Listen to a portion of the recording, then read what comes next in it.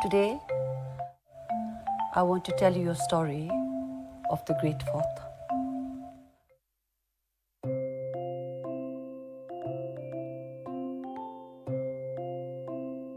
As prophesied by the great treasure revealer Terten Jukta Dorji, His Majesty Jimmy Singye Wanchu was born on 11 November 1955 in the Chenchuling Palace, Thimphu. He began his studies in North Point, Darjeeling, and later went to study in Summerfield and Heatherdown schools in England. As a child, His Majesty was a star sportsman and loved to play hockey, rugby, and boxing. After returning to Bhutan to continue his studies in Ugin Academy, Paro, His Majesty introduced basketball, golf, and tennis in the country. His childhood was unfortunately cut short when he had to become the King of Bhutan at the age of 16 upon the death of his father, the third Druk Gyalpo. Soon after becoming king, His Majesty worked tirelessly for Bhutan, putting the welfare of his people and the country beyond everything else. At the time, he was the youngest and best-looking king in the world, but he spent all his youth constantly working towards the progress, peace, and prosperity of Bhutan.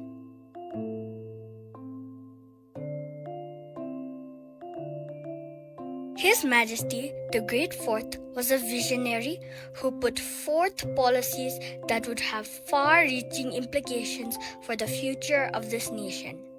His Majesty took pride in being Bhutanese and accorded the highest importance in preserving our culture, national identities, and our spiritual tradition.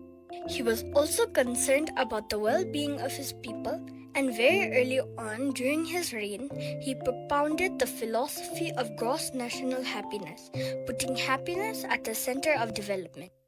It was one of the most challenging times for Bhutan when some Indian militants who were illegally encamped in Bhutan's southern borders refused to leave the country, despite all the efforts made by the fourth Druk Gyalpo. When all measures failed to convince them to leave our country, His Majesty led some 3,000 of our bravest soldiers in an operation to chase them from our country. Leading the operation like a true hero, he led his soldiers from the front without any fear for his life and secured victory within a short time. After the successful operation, all of us in Thimphu, including the government, was excited to give a hero's welcome to His Majesty. We wanted to line up the streets and hail him a hero. But His Majesty came home quietly. He didn't want any hero's welcome, like a true bodhisattva. He believed that in war, nobody wins. His Majesty was an absolute monarch with absolute power. He was not just the head of state, but also the head of government. But he realized that it was time Bhutan became a democracy, and that introducing democracy would be in the best interest of the people and the country.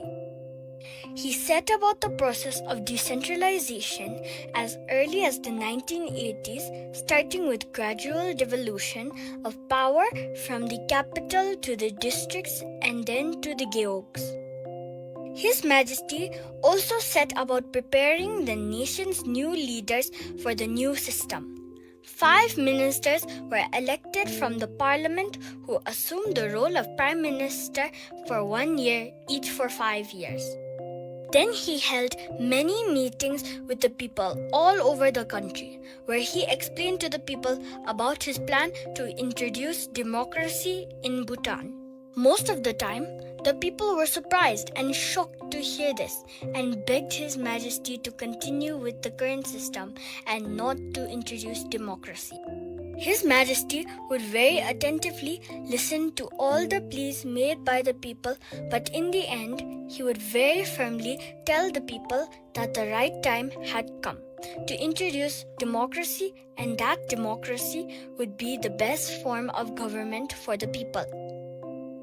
His Majesty retired in 2006, and the nation celebrated 3 historical milestones: the 100 years of monarchy in Bhutan, the introduction of democracy, and the coronation of our present king, Jimmy Gesar Namgyal Wanchu.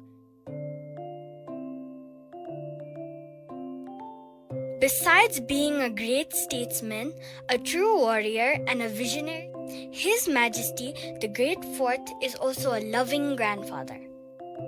He is a proud grandfather of 19 children. He enjoys the company of his grandchildren and loves spending time with them, instilling them with the right values of life from time to time. In turn, the children love him, look up to him, respect him, and admire him greatly. His Majesty also goes on walks every day where he meets people from all walks of life. One of the amazing qualities of His Majesty, due to his deep compassion for his subjects, is that when he meets people, he can instantly sense if they are suffering from any ailment. To ease their sufferings, His Majesty sends them to his doctors and refers them to hospitals where they can be treated for their illnesses. Thousands of Bhutanese have benefited through such grace and compassion of His Majesty the Great Fourth.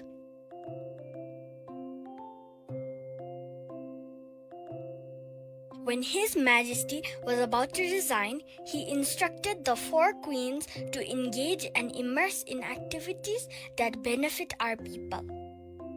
Consequently, Her Majesty Galyum Aji Doji Wangmo Wanchu started the Tarayana Foundation, which looks after the welfare and upliftment of our rural population.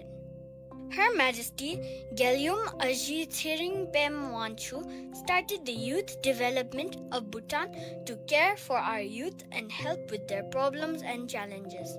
Her Majesty Galyum Aji Thiring Yandin Wanchu's initiative involves preserving our cultural and historical heritage and caring for the nuns of our country. Her Majesty Galyum Aji Sangye Chodin Wanchu looks after our women and the problems they face. She also upholds the rich textile tradition of Bhutan. In gratitude to what His Majesty the Great Fourth Jimmy Singye Wanchu did for this country, we fold our hands together and say thank you for all the sacrifice he made to ensure Bhutan remains a peaceful, happy, and sovereign nation. As our current king, His Majesty Jimmy Gesar Namgyal Wanchu said in one of his National Day address, "There never was a king like His Majesty Jimmy Singye Wanchu in the past, and we shall never also see the like of him again in the future."